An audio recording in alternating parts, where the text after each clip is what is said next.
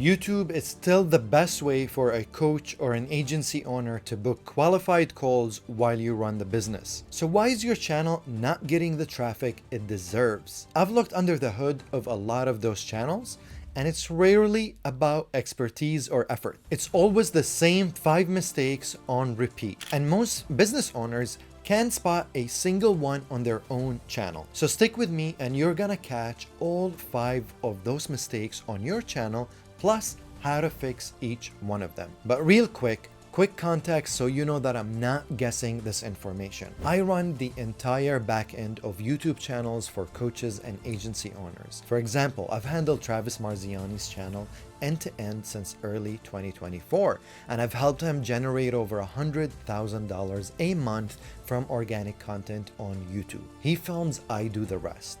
So I see these leaks constantly, and they all add up to one thing: a channel that looks active on the outside while doing nothing for the business. I call that the active channel problem. Every mistake below that I'm gonna mention today is one of its causes. So let's start with one that breaks most channels that I know. Mistake number 1, and that is that you build videos forward instead of backwards. This is the root of all the other 4 mistakes that I'm gonna mention today. Forward looks like this. You pick a topic that seems interesting, you film it, and you paste a book a call link at the end of that video or at the bottom of that video, and it feels productive, but the video was never pointed at anything. That topic doesn't connect to your offer, the script doesn't move anyone towards a decision, and the call to action at the end of the video is not connected to the script or the topic of the video. So it feels like a sticker on a bumper that we just put at the end of any video. People watch, they may enjoy the video, but in the end they just leave. The fix of this problem is to flip the order of things. Start from your offer and the exact objection that a buyer has right before they would hire you. Then work backwards to the video, and that will allow everything to be dissolved into the video. The offer that you put out there, the call to action that you put, the objection handling of the buyer or the potential client that goes into the video, the title, the thumbnail, the topic, and at the ending of it all, they all point at the same place. Get that order right and you've fixed the foundation of these mistakes. But here, there's still a lot of content creators that make this mistake. So mistake number 2 is that you're counting the wrong number. You're optimizing for views and not booked calls. And here's where most people make this mistake. Views are not the same as qualified buyers, but views feel good. So you start picking topics because they will get you numbers, and the channel slowly starts drifting towards a broad audience of people who will never buy from you. And you get more watch time, but less qualified leads. So in order to fix this, the strategy is to track your booked calls and let that decide what you film and how you title it. So don't title your video based on something that will get you views or attention. You have to title it in a way that's going to attract your qualified clients. A video that gets you 2,000 views and books 3 calls beats one that gets 50 or 100,000 views but books you no calls. Once calls are the metric, you will stop making content for the crowd or for the views, and you'll start making it for the right people who are actually your warm buyers or your potential clients. And this is how small channels are actually crushing it these days on YouTube. So if you're a business owner and you can generate leads on YouTube, there's no better time to start than today. That's how you start approaching your channel. Build your scripts backwards and aim your content towards a warmer audience that is more ready to book a call with you. This is the first thing that I do with all my clients. We dedicate the first week building a YouTube sales funnel that targets a warmer audience, and then we create content that generates sales calls instead of views. And now the next 3 mistakes that I will go over are where those ideas break down in the actual execution. But real quick, before we go to the next part, if you want my help implementing this directly into your business, just hit the first link in the description to set up a strategy call with me so that I will show you what this looks like in your business. But that's it, back to the video. Okay, mistake 3, and this one leaks money right at the top of your funnel. Your titles and thumbnails, they pull views, but they don't pull buyers.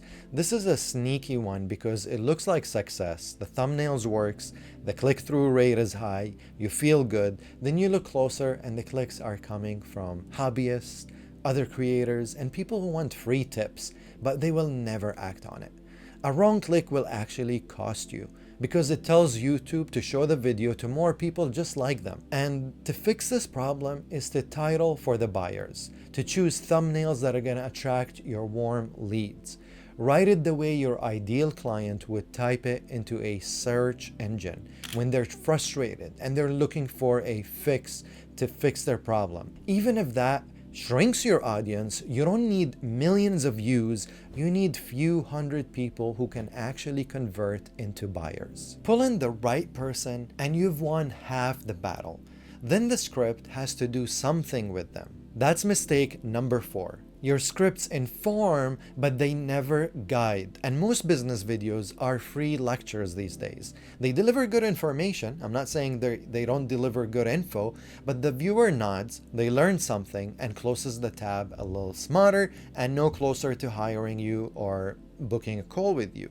So teaching alone doesn't sell because a viewer can agree with every word and still have no reason to act. The fix for this problem, and a lot of business owners who are good at creating content know this, even if they're educating, they write every video to move the belief system of the viewer. So they start the video with belief A at the beginning of the video, and towards the end of the video, they shift the belief system of the viewer into belief B, or whatever they want them to believe at the end of the video. And this is how they handle objections or overcome limited beliefs.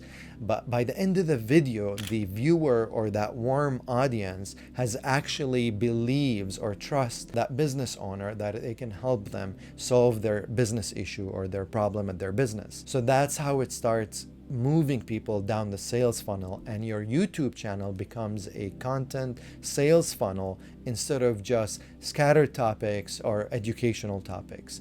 Pick a single thing that a buyer has to accept before they would work with you and build the whole script around getting them there. And the ending stops being bolted on a link below and it becomes the obvious next step for someone who now believes what you just showed them is actually going to help them solve that problem. So fix the script and your videos finally pull their weight, which is why the last mistake is the most expensive one to make. Mistake number 5, and I see a lot of business owners trying to fix a strategy problem by hiring an editor. So if you throw an editor a strategy problem, this is the one that's already cost most of you real money.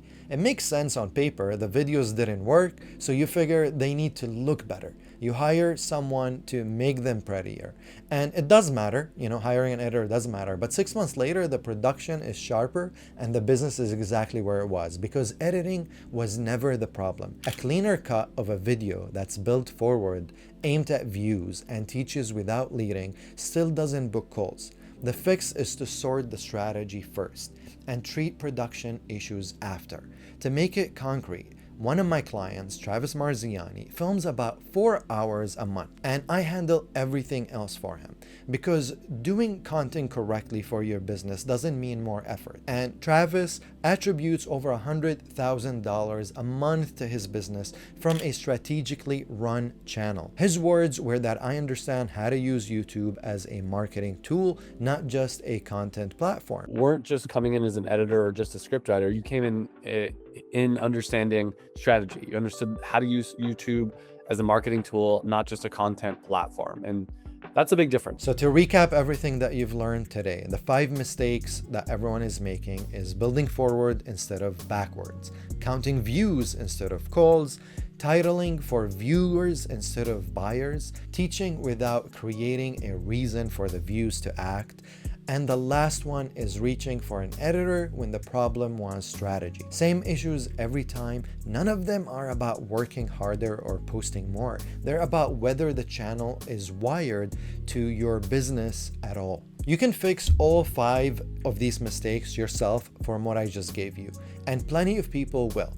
but these are far easier to spot on someone else's channel than your own. And for that reason, I put together a free online assessment that walks you through auditing your own channel and content system for all of these 5 mistakes, and it will only take you about 10 minutes to do. It's the same first pass that I run before taking anyone on as a client. Grab it at the link in the description, run your channel through it tonight, and you will know which one of these mistakes is actually costing you potential buyers. And if you take one thing from this video, take this line right here. Your channel's job isn't to get you views, it is to book you qualified calls. Fix these 5 mistakes and your channel starts doing that job for you. Your channel starts becoming a content sales funnel. And if this helped, subscribe to the channel because it's pretty much all I'm going to be talking about here. And I'll see you in the next video.